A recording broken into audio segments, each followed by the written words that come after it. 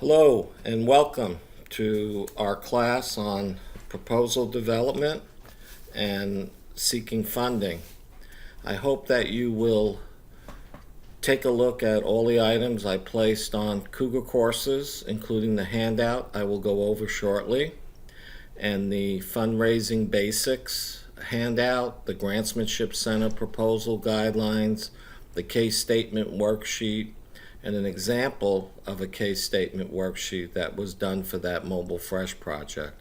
I think this will put in perspective some of the concepts that Brody talks about in his chapter and give you some real concrete examples to follow.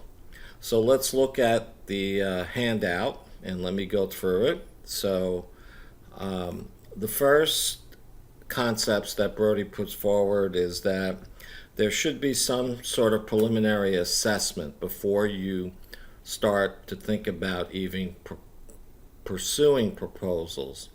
And the primary issue is, what is the funder's interest? You really have to research that, otherwise you can spin your wheels submitting proposals and pursuing funding sources that will never be interested in the topic that you are trying to get funded. In some of your cases, I would like to see you do some research on some possible funding or opportunities for the organizations that you're creating. So the way to do this is first to take a hard look at your reason for seeking funding. Do you really have a case? Much like we talked this past week about having a rationale. Does your rationale make sense? Does it pass the common sense test of that this is a concept that really could benefit from funding and all the good things that you can do with the funding, as we will see when we get to the case statement and the proposal format sections. Is it feasible? Can it be done? If you get the money, can you actually deliver? And what do you deliver on? Well, what we talked about in terms of outputs and outcomes. Capability. Do you have the capability to do this? What is the history? Now, you're creating a new organization, so you don't have a lot of history. But what is the history that you do have in terms of you have the capacity, you have the people on staff with experience, you maybe have done this in some capacity before. And finally, the financial consequences. So like we talked about in the budget, do you have other financial resources? Can you use this money to leverage it? Funding sources like to see that they're not just putting money that will not be sustainable, that the project will die after their money ends. So you want to be able to mostly demonstrate sustainability. Foundation requirements, as you apply for the type of funding that Brody's talking about in this chapter, you want to be a 501c3 organization, which we've talked about. That's why we've been focusing on nonprofit human service organizations. That usually is a requirement by most foundations. Sometimes you can collaborate with what's called a fiscal agent, someone who will manage the money for you, has a track record with the foundation, and they'll feel more comfortable doing that. And almost always you will be asked for a strategic plan. So the plans that we've talked about, whether it's the goal objective type plan or the logic model type plan, are generally formats that these funding sources are familiar with. As far as the fundable project, this would be part of the assessing the funder's interest. Are they interested in funding a specific project, or are they interested in giving general operating money to the agency to do with it what they like? And that's usually called core operating funding. That's usually very hard to come by. More often than not, foundations and funding sources will put out guidelines of the type of projects, the type of issues they want to address, and you've got to try to fit their framework. Proposal formats, the grantsmanship proposal outline that I provided on Cougar courses is old, but it still holds. These are the basics in any funding source. I hope that you will try to look up a few. They're easily resourced online. You can look up the Weingart Foundation, the Amundsen Foundation, the San Diego Foundation, and you will probably see, they may call it a little differently, but it will fall into these categories. Usually they want a summary, which is what you're familiar with in doing an abstract. A statement of need, what is the need, what are the goals and objectives or the strategic plan as we've come to know it. What are the program components? These are the methodologies, so it's kind of in the logic model, the inputs and the activities that are going to be done to accomplish the goals and objectives. So it's kind of in reverse from the way we looked at the logic model. An evaluation, how are you going to show and evaluate that what you say you're going to do actually happens? So what we talked about in terms of pre and post, when we talked about evidence base, is there evidence out there that shows your approach does have a good chance of resulting in positive outcomes? The organizational capability, sometimes this is up front in the proposal, but it's going to be asked, what are your capacities to do this? And then the continuation, the sustainability, can you make this continue?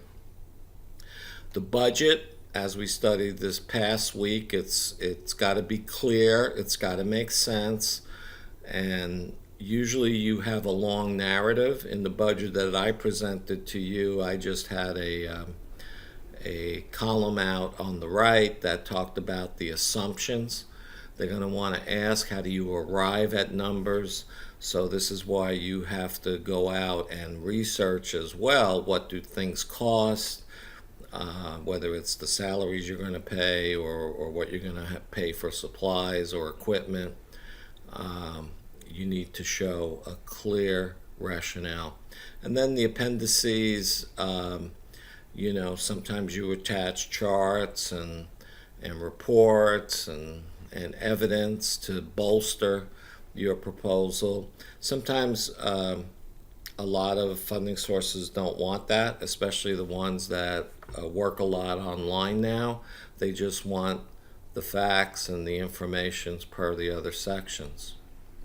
The approach historically has been you send a letter of interest, so you test the waters first, then you make personal contact. As we've talked about in all of these issues, it's always about relationships, it's always about making contact.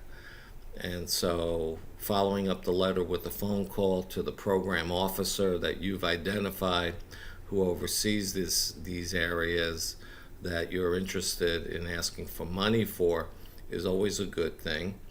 And then the internet. So the internet, as I was saying, has changed things a little bit. There's a lot of funding sources now that you basically fill out a 2 or 3 page interest kind of synopsis of your project, and then they screen that.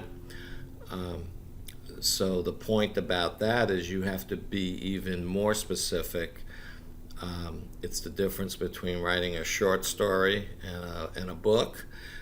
You got to be real clear in a very brief amount of time. Usually they even tell you how many words you can respond with. So you have to be very, very clear and very much on target in terms of what you want to do. The criteria Brody outlines on pages 340 to 342. This is what the funding source is going to look for. It's pretty consistent. They're going to look at the staff competency, what's your knowledge and track record of doing these kinds of services, your passion, which as we know relates to the mission. Just being around a long time is not going to meet that test. They're going to want to see successes and accomplishment and growth in the mission. Member participation, does your board participate, as we talked about with the 3 T's? Do they give money? Does the agency and personnel participate in different ways beyond their day-to-day activities. Desirability, does the funder really value? Remember, customer value. Are they really interested in what you're doing? Is there an urgency for this issue? Is it a hot item out there in the universe right now? Because funding sources are like every other institution, they are much better at responding to the immediate, to the crisis situation, than they may be to some long-term issues that are always around us. Feasibility, do you have a good rationale? Can you show the evidence-based information that going the particular direction you are suggesting will result in positive outcomes? Can you leverage the funds? Can you get other support? So there too, they're going to want to see a history that you've been good at raising money when you get money. Continuity, is this going to be replicable? Can you sustain it? Do you have a model that lives beyond the funding cycle that the funding source engages with you on? What's the potential impact, the wider impact? Are the results transferable? Will other people be able to use them? Will you create organization, community, or changes in systems that will live, once again, beyond the life of the funding? Dedication. How dedicated are you to this issue? Will you persevere? Will you seek other resources? The Mobile Fresh project, which we've been focusing on and which you have a case statement for, that was very hard to fund. But, with board members, myself, staff that persevered, made the arguments, were willing to change to what the funding sources wanted to see as outcomes. There was a lot of failure there, but as we said, you learn from failure, and it also demonstrates a dedication that are even to the point that my board was willing to use their reserves to help fund the project when times were not so good in terms of funding. That weighs heavily in helping you get funds.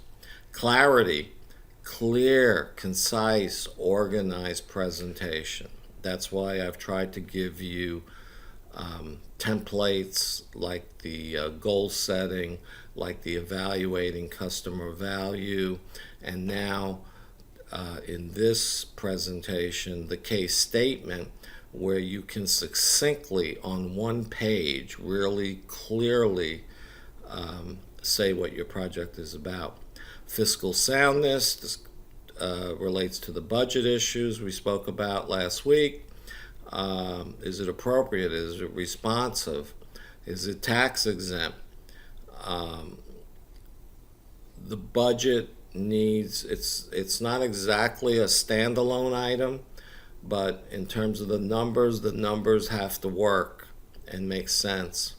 And then the results record. Do you have a record? Does the agency have a record, a demonstrated record, an appropriate record, a record that shows that it has been good about pursuing funding sources that will be helpful?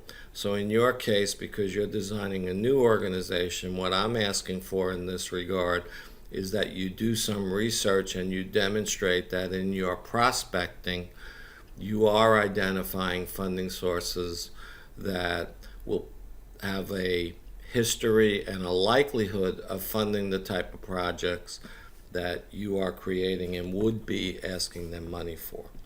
So that kind of covers how the basic elements around proposals.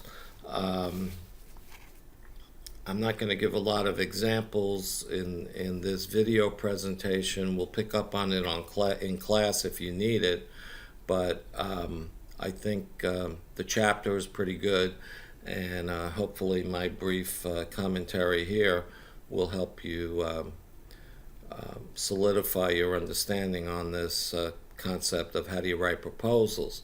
So the next part of this is seeking funding. So where can you get this funding from? Once again, we talked a little bit about this in the chapter on strategic resources, but here Bertie's talking about the different foundation types that are out there. There's community foundations, there's private foundations, there's corporate, company money, and then there's direct corporate giving, the marketing that we spoke about that exists even at local stores of big corporations.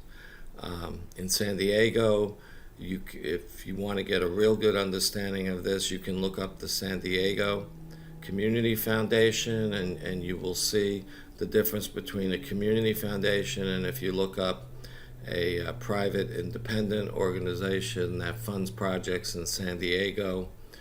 Weingart funds projects in San Diego, but there's a lot of different ones that if you Google it, you will easily find out. As we spoke about the corporate, there's a lot of corporations that base themselves in San Diego. Qualcomm is one that has a foundation.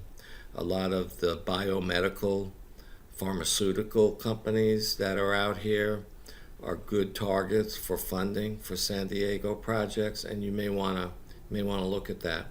If you're looking where to look for them, the Foundation Center, you can go online. They may want to charge you money to look at their database, the Grantsmanship Center, but you can easily Google this stuff as well, even if you type in, like if you typed in homeless foundations funding homeless projects in San Diego, you probably would get quite a few leads just by doing that. And then there are various directories which he highlights on pages 348 to 349.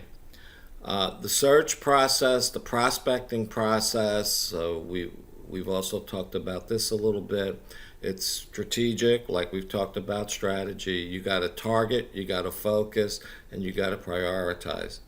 You couldn't possibly apply to all the foundations that might have resources that could help you. So you got to try to pick your best targets. And that involves focusing and make sure you have that strategic nexus that we've talked about in formulating strategy.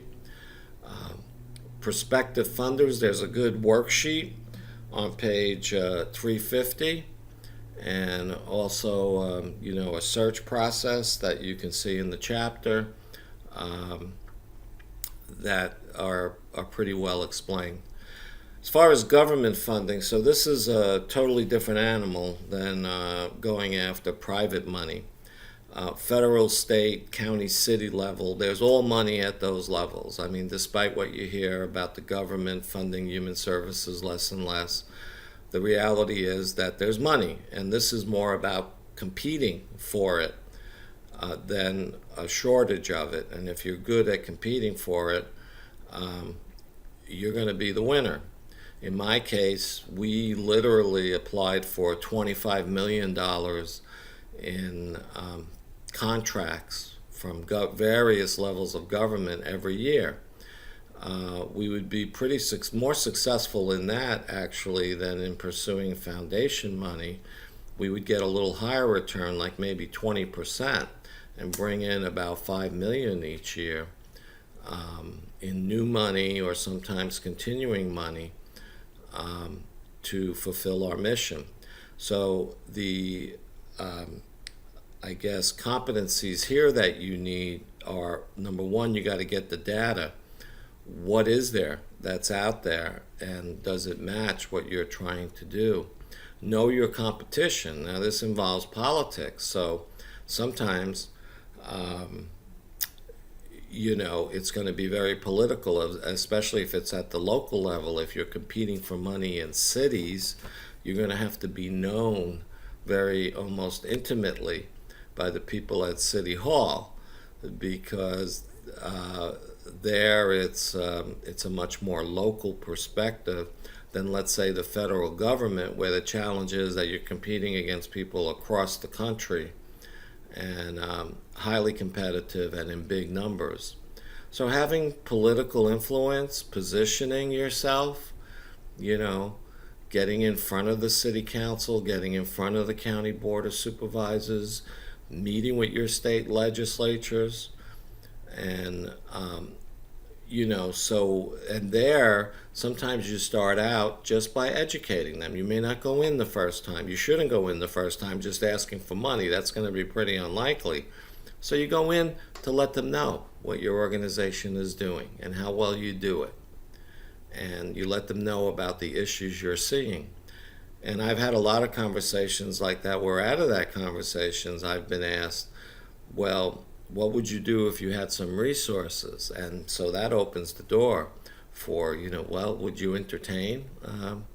Because they also have a certain amount of discretionary funding. Unfunded mandates are things that come down from the federal and state, and which there's no money attached to it, and local communities have to respond to. And often what they do with those is they turn to nonprofits, especially if it has to do with human services, because they know that we can leverage money from the foundations and private contributions.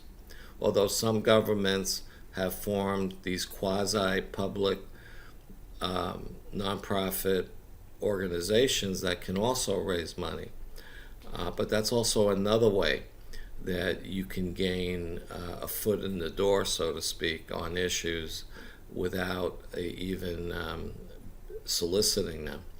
Government contracting is a different kind of approach than the foundations, where you get money mostly for outcomes. Government foundations is more about that line item budget and that performance budget that we talked about, where you have to produce direct results and expenses to get the money. It's very complicated, and this is why having a lot of good business skills is very helpful. And this comes from, the federal government has devolved over the past 20 years, where a lot of what they used to do or didn't do, they now contract out for. So there are opportunities. Block grants are good examples of that. The federal government sometimes sends block grants to the states, like the child care block grant and the community development block grant, which the states then disseminate at the state level and the city level. These are ways that money flows, taxpayer dollars that went to Washington come back to local communities. And I always felt that if I could get that money, that the point was that the local nonprofit is not only producing valuable services, but it's bringing your tax dollars that went away out of the community back to the community in the form of services. These contracts, as I mentioned, are usually, though, very difficult to manage because they want you to dot every I and cross every T. So it's line item cost reimbursement and performance based, and you've got to be very, very aware of the federal county and state issues. You cannot walk into an elected official's office and talk to them about apples when their interest is about oranges. You better know your issues and know what they're interested in, as well as what's happening at those different levels of government. And then finally, there's the lobbying issue. So one other way that human service organizations can be effective is by being present, being in Sacramento, being at the county level, being at the city level, starting out educating, which a lot of people think that you can't lobby. You can lobby, outright lobby, up to about 10% of your budget. But before you even get to that, you certainly can educate people by going and making statements, making presentations at these different political entities. So they not only know who you are, but you're the one who's close to the customer. You're serving the people who have the need.